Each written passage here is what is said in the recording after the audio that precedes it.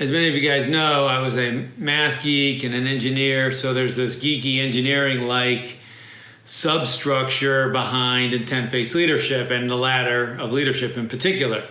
We call it the thermometer and the thermostat for empowerment.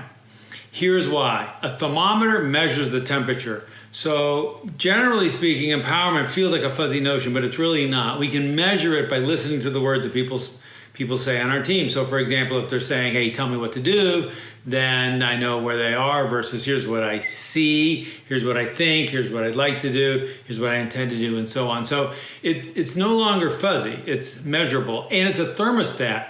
The thermostat is what you use to control and set the temperature. So we can change the level of empowerment simply by inviting someone to a different level on the ladder. If they're at, here's what I see, and you ask them, well, what do you think's going on? You're just naturally inviting them to the next level up in empowerment. So it serves both to measure empowerment and to control or affect the level of empowerment on the team. So as you're using the ladder, you don't necessarily have to have all these steps in memory, but just think about it. I'm just using this, I'm just dialing up the empowerment by inviting my team to higher levels of thinking, higher levels of engagement, higher levels of vulnerability.